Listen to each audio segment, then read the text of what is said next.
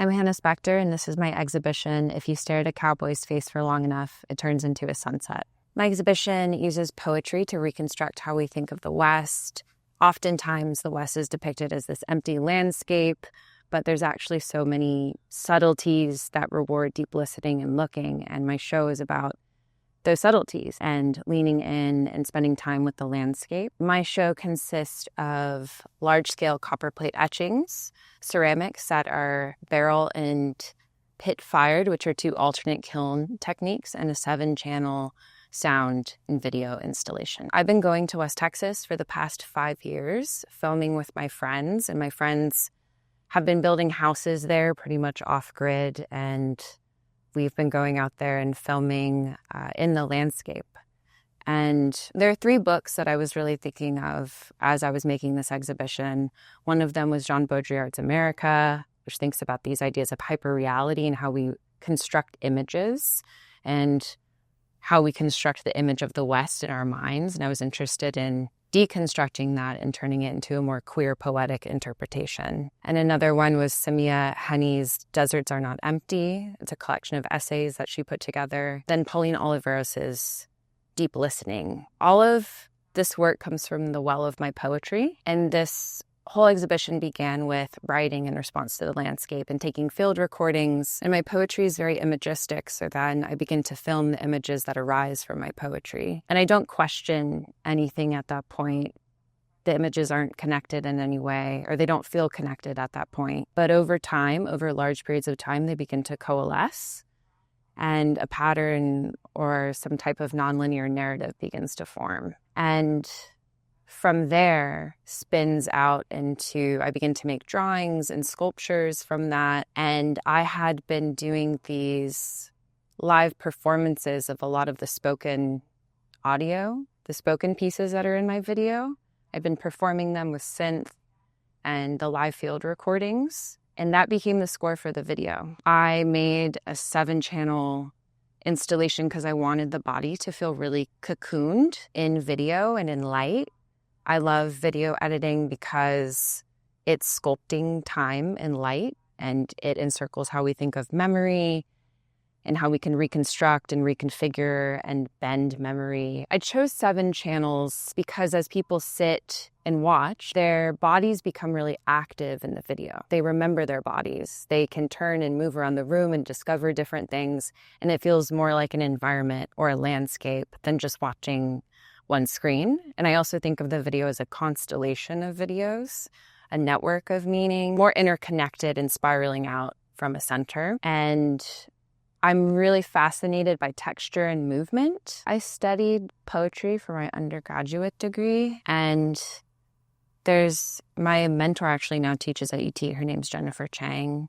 And I remember having a meeting with her and her just telling me that it's nice to give someone an image to rest on for a poem. That language can often be confusing, but an image is something that we can grasp onto, and that oniric images or dreamlike images can live, or they act as an engraving upon the mind.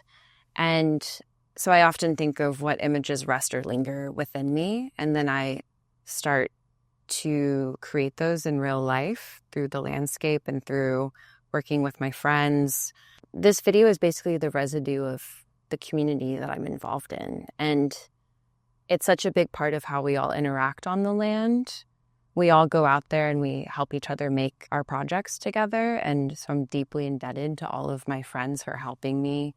But it's a really, maybe indebted is the wrong word because we all work very freely, exchanging ideas and our time and energy with one another. And I think that is the beauty of a queer community. You can work on such a larger scale if you work collaboratively, and community is such a huge part of that.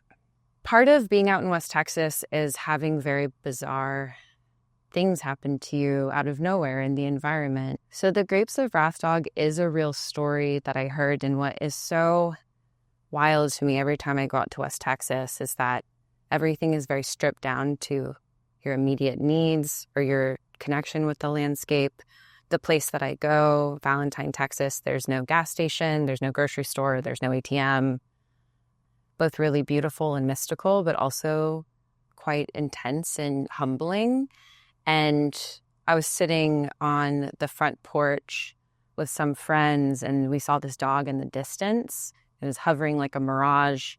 And I asked my friend whose dog that was, and she responded that it was the Grapes of Wrath dog and that it had eaten its litter mates. And it is a real story, and there are just these characters that float around the town that you see almost in a ghost-like or mystical way that are always moving around the periphery. And that type of storytelling is really interesting to me, imagining the lives of these animals or the plants or the people, and oftentimes speaking directly to these people or being part of the community as well. Printmaking is my first love. I started in bookmaking and silkscreen, and then it's just evolved from there through schooling and through learning from other printmakers. And I wanted to try something on a larger scale than I ever had for this exhibition. Copper plate etching is my favorite type of printmaking, just because copper is so beautiful, and the way that it translates a mark is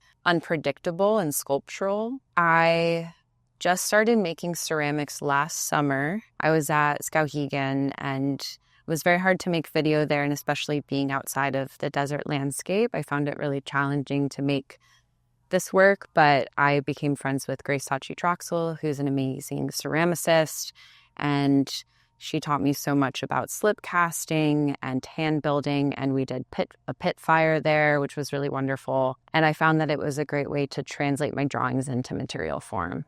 And how that touch is translated felt really akin to how I use my mark making and drawing.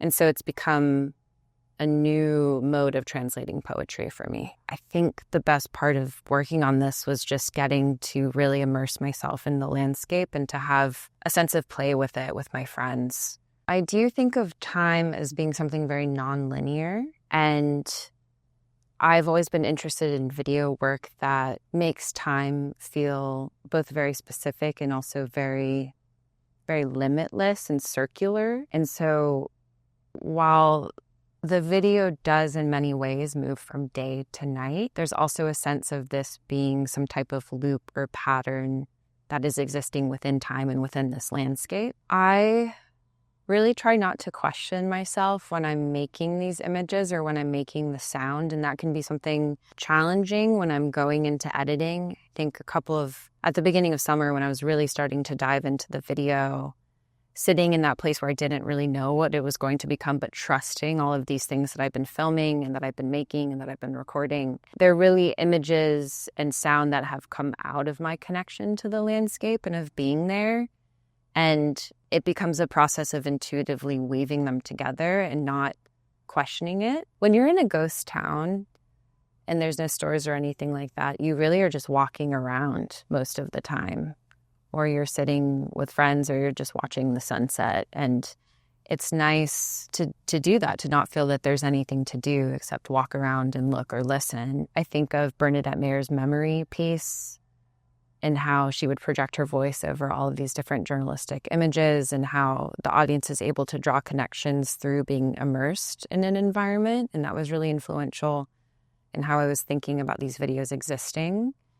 And oftentimes the West is depicted as this huge landscape. We're looking at the horizon, and I wanted to focus more on the close-up or focused view of all of the details in the environment, and think of it less as this open, expansive, romanticized vista, and more as this very specific and deep look at the life, the flora and the fauna and the people that exist in this landscape, because it's very different than the hyperreal image of the West that lives in all of our minds. I really love Pippolini Rist's installations, and she always has a place for you to recline and rest. So I was thinking of ways that the body could be comfortable while it's scanning or searching around the room.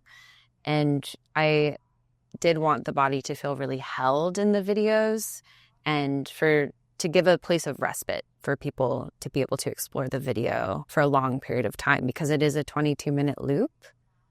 To maybe watch it once or twice all the way through, the pillows will encourage that. I do believe that poetry has the ability to project new futures and break through limiting means of self-expression. I believe that poetry bends language and opens us up. And that is really related to queerness for me. And queerness is a beautiful possibility of resistance for the future. And I hope that that comes through in the work. I think humor is essential to staying sane. Such an integral part of queerness is joy and is inherent to how I kind of process and work through challenging situations in life. I think that it always finds a way into my work, and that playfulness is extremely important in everyday life.